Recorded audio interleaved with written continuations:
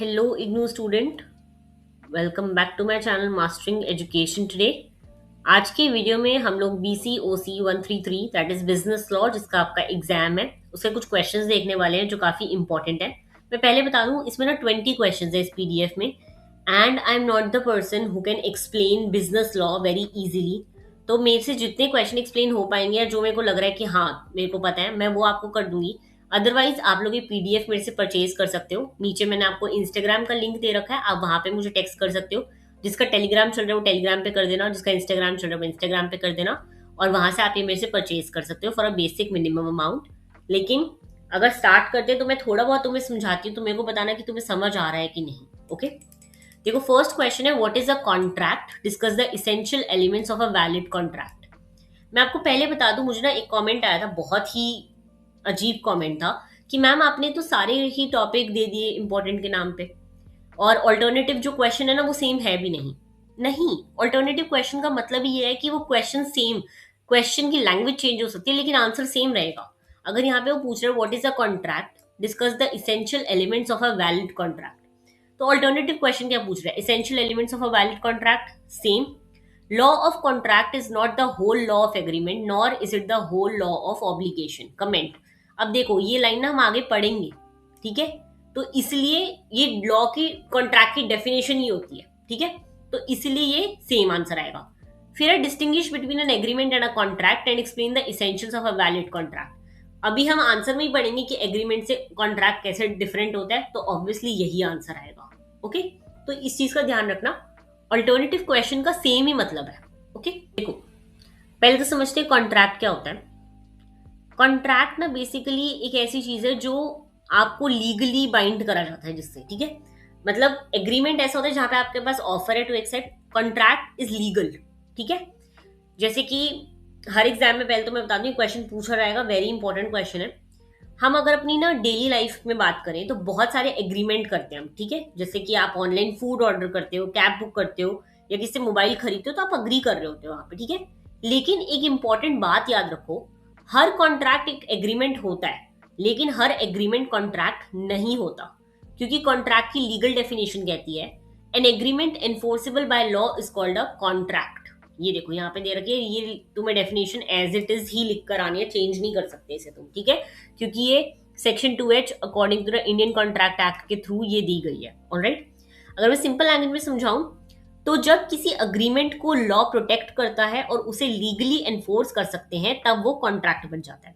ये फॉर्मूला जो मैंने यहाँ लिखा है ना, agreement is equal to offer plus acceptance, वही कॉन्ट्रैक्ट होता है एग्रीमेंट प्लस लीगल एनफोर्सेबिलिटी। इसको याद रखना। ऑलराइट, एग्जाम में अगर ये लाइन लिख दोगे ना तो एग्जामिनर वैसे ही जो है इंप्रेस हो जाएगा, तो अच्छा रहेगा, ठीक है? एक एग्जाम्पल के थ्रू अगर मैं तुम्हें बताऊं, मान लो ए ने बी को बोला कि मैं तुम्हें अपनी बाइक 50,000 में बेचना चाहता हूँ, ठीक है? बी ने बोला ठीक है मुझे मंजूर है। यहाँ पे ऑफर भी करा उसने और एक्सेप्टेंस भी हुआ।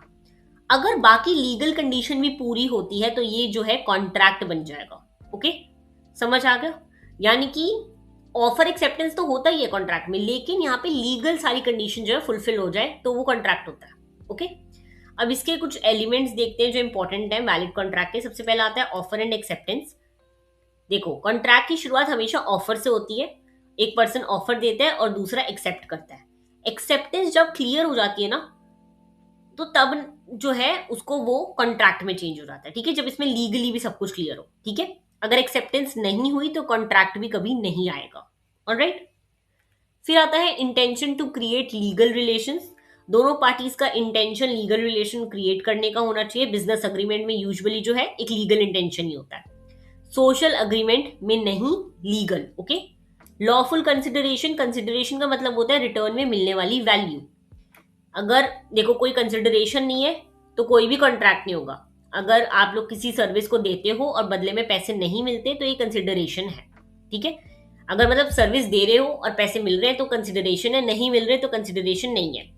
तो कॉन्ट्रैक्ट में कुछ ना कुछ जो है लेन देन जरूरी होता है। Okay, capacity of parties, contract करने वाले लोग लीगली कॉम्पिटेंट होने चाहिए, मतलब मेजर होने चाहिए, साउंड माइंड के होने चाहिए, सही दिमाग से होने चाहिए, उनको पता होना चाहिए क्या हो रहा है, ठीक है? फिर आता है फ्री कंसेंट। कंसेंट बिल्कुल फ्री होना चाहिए, किसी भी तरह का प्रेशर नहीं होना चाहिए। ओके, फिर आपका आता है लॉफुल ऑब्जेक्ट।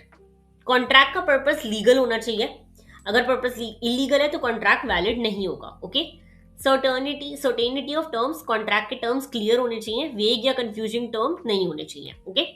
ऐसे ही बहुत सारे एलिमेंट्स हैं, आप 5-6 लिखोगे that is more than enough, सारे आपको एलिमेंट्स पढ़ने की जरूरत नहीं है इसमें। ओके। नेक्स्ट हम आते हैं क्वेश्चन नंबर 2 पे। Define offer, discuss the legal rules for a valid offer, explain cross offer, standing offer, general offer and implied offer with example. Now these are the same questions, all right? ये same question है, answer same ही रहेगा। ठीक है, मैं बता दूं ये contract law का बहुत इंपॉर्टेंट टॉपिक है, क्योंकि हर कॉन्ट्रैक्ट की शुरुआत ऑफर से ही होती है, तो क्वेश्चन के आने के चांसेस ज्यादा हैं। ठीक है, अगर ऑफर ही नहीं होगा तो कॉन्ट्रैक्ट भी नहीं होगा, हमने अभी पहले वाले क्वेश्चन में देख ही लिया। तो सबसे पहले समझते हैं कि ऑफर क्या होता है। देखो, इंडियन कॉन्ट्रैक्ट के एक्ट के अकॉर्डिंग जब एक पर्सन दूसरे पर्सन को अपनी विलिंगनेस बताता है कि वो कुछ करेगा या नहीं करेगा, और उसका पर्पस दूसरे पर्सन की एक्सेप्टेंस लेना होता है, तो उसे ऑफर या प्रपोजल कहते हैं। जैसे कि सिंपल भी कहो, आप अपनी मम्मी को ऑफर देते हो कि मम्मी या तो आप मुझे बाहर जाने दो या फिर आप मुझे घर रहकर मूवी देखने दो, तो आप क्या कर रहे हो, एक एक्सेप्टेंस के लिए कर रहे हो ना, एक पर्पस सॉल्व करने के लिए कि आप इन दोनों चीजों में से किसी एक को तो एक्सेप्ट करोगे ही, तो ये आपने उन्हें ऑफर दिया। ओके। जब यहाँ पे लीगल सारी चीजें कंप्लीट हो जाएंगी, वो एक्सेप्ट कर लेंगे, तो ये कॉन्ट्रैक्ट में बदल जाता है। ओके। सिंपल लैंग्वेज में जब कोई पर्सन किसी डील को स्टार्ट करता है और सामने वाले को एक्सेप्ट करने का ऑप्शन देता है, उसे हम ऑफर कहते हैं। ठीक है, सिंपल, आगे समझ। अब देखते हैं इंटेंशन टू क्रिएट क्या, मतलब इसमें लीगल रूल्स क्या होते हैं, एक वैलिड ऑफर कब होता है। सबसे पहले होता है intention to create legal relation, यानी कि ऑफर देने वाले का इंटेंशन लीगल रिलेशन क्रिएट करने का होना चाहिए, मजाक या कैजुअल कुछ नहीं हो रहा है यहाँ पे। ठीक है, offer must be clear and definite, यानी कि ऑफर की टर्म्स क्लियर होनी चाहिए, वेग या कंफ्यूजिंग नहीं होना चाहिए ये। ठीक है, offer must be communicated, offer को दूसरी पार्टी तक पहुंचना चाहिए, जिस पर्सन को ऑफर के बारे में पता ही नहीं है उसे एक्सेप्ट ही नहीं कर सकता, तो क्लियरली उसको पता होना चाहिए किस बारे में बात हो रही है। ओके। ऑफर में भी एक्सप्रेस्ड और इम्प्लाइड, ऑफर दो तरह का हो सकता है, एक्सप्रेस जब वर्ड्स के थ्रू ऑफर दिया जाए, या फिर इम्प्लाइड जब कंडक्ट या फिर एक्शंस के थ्रू आपको बोला जाए। जैसे कि आप एग्जांपल इम्प्लाइड का लगाओ, रेस्टोरेंट में जाकर फूड ऑर्डर करना, वहां वर्ड से ऑर्डर नहीं दिया जाता, कंडक्ट से। आप मेन्यू उठाते हो, वेटर को पता चलता है कि आप ऑर्डर करने वाले हो, तो ये हो गया implied offer. Okay. Offer can be specific और जनरल, ऑफर किसी एक पर्टिकुलर पर्सन को दिया जा सकता है या पब्लिक को भी। ठीक है, इसी बेसिस पर हम जनरल ऑफर समझते हैं। ठीक है, इन्विटेशन टू ऑफर और ऑफर में डिफरेंस क्या होता है ये आपको पता होना चाहिए। ठीक है, यानी कि एग्जाम में पॉइंट एक तो बहुत इंपॉर्टेंट है, इसका अलग से भी क्वेश्चन आ सकता है, इन्विटेशन टू ऑफर। ठीक है, देखो हर एडवर्टाइजमेंट ऑफर नहीं होती, कई बार एडवर्टाइजमेंट सिर्फ इन्विटेशन टू ऑफर होती है। जैसे कि किसी शॉप के बाहर प्राइस टैग लगा हुआ है, ये एक्चुअल ऑफर नहीं है, ये सिर्फ कस्टमर को इनवाइट कर रहा है कि वो ऑफर करें। इसलिए एग्जामिनर कभी कभी पूछता है an invitation to offer is not an offer, इस स्टेटमेंट को याद रखना, an invitation to offer is not an offer, yes true. ठीक है, counter offer is not acceptance, यानी कि अगर कोई पर्सन ओरिजिनल ऑफर को एक्सेप्ट करने की जगह उसमें चेंजेस कर देता है तो उसे हम काउंटर ऑफर कहते हैं। ओके। टाइप्स ऑफ ऑफर देखते हैं हम। सबसे पहला आता है आपका क्रॉस ऑफर। देखो, क्रॉस ऑफर तब होता है जब दो लोग एक ही टाइम पर एक जैसे ऑफर एक दूसरे को भेजते हैं और दोनों को दूसरे के ऑफर के बारे में पता नहीं होता। ठीक है, जैसे किसी ने किसी को लेटर भेजा कि मुझे ये 50,000 में बेचेगा, और उसी दिन उस दूसरे बंदे ने भी उस लेटर भेज दिया कि वो इतने में खरीदेगा 50,000 में। ठीक है, तो यहाँ पे कुछ ये क्रॉस ऑफर हो गया, दोनों ऑफर सेम है लेकिन किसी का एक्सेप्टेंस भी नहीं हुआ, इसलिए कोई कॉन्ट्रैक्ट ही नहीं बना। ठीक है, स्टैंडिंग ऑफर, स्टैंडिंग ऑफर को कंटिन्यूइंग ऑफर भी कहते हैं। ये एक ऐसा ऑफर होता है जो कुछ टाइम तक ओपन रहता है कि अच्छा मैं अपना फोन इतने में बेचूंगा और ये 15 दिन के लिए वैलिड रहेगा ऑफर। ठीक है, general offer, general offer public को दिया जाता है, कोई भी पर्सन जो कंडीशन कंप्लीट करेगा ऑफर एक्सेप्ट कर सकता है। ठीक है, जैसे कि कोई घर बेच रहा है तो कहेगा कि आप मैरिड कपल होने चाहिए, आपके बच्चे नहीं होने चाहिए, आपके पास कोई पेट नहीं होना चाहिए, तो ये जनरल ऑफर हो गया। ठीक है, implied offer, implied offer word से नहीं एक्शन से बताया जाता है, हमने अभी बात करी थी इसके बारे में। ऑलराइट, अब हम आते हैं नेक्स्ट क्वेश्चन पे, दैट इज क्वेश्चन नंबर 3, या फिर क्वेश्चन नंबर 3 अभी के लिए रहने देते हैं। मैं ये वीडियो डाल देती हूँ, तुम लोग मुझे बताओ नीचे कि तुम्हें चीजें समझ भी आ रही हैं या नहीं। ओके, अगर आ रही हैं तो हम इसको कंटिन्यू करेंगे, otherwise there is no point. तुम मेरे को नीचे बताओ कमेंट कर कर, और अगर तुम्हें पीडीएफ चाहिए तो तुम मेरे को कांटेक्ट कर सकते हो, इसमें अराउंड 20 क्वेश्चंस है, ठीक है, मैं तुम्हें दिखा देती हूँ, देखो नीचे तक 17, 18, 19, 20, ठीक है। इसमें 20 क्वेश्चंस हैं और साथ ही साथ इसमें कुछ इंपॉर्टेंट शॉर्ट नोट्स भी हैं जिसके ऊपर क्वेश्चन आ सकते हैं, ठीक है। ये अराउंड 16 शॉर्ट नोट्स हैं, तो तुम लोग ये देख सकते हो, तुम इससे पढ़ सकते हो, तुम्हें बुक को हाथ लगाने की जरूरत नहीं पड़ेगी, तुम इससे पास हो जाओगे इजिली।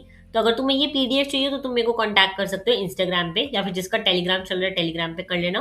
बाकी अगर तुम्हें लगता है कि तुम्हें समझ आ रहा है तो तुम मुझे नीचे रिव्यू दो, और अगर इसका पार्ट 2 चाहिए हो तो तुम नीचे 2 कमेंट कर देना। अगर रिस्पॉन्स अच्छा रहता है वीडियो पे तो ही मैं पार्ट 2 डालूंगी, अदरवाइज नहीं। ओके, रिस्पॉन्स का मतलब है I have enough comments, enough likes, enough views to make sure कि हाँ पार्ट 2 लाना वर्थ इट होगा। ओके, बाकी all the very best for your exam, मिलते हैं नेक्स्ट वीडियो में। Thank you so much.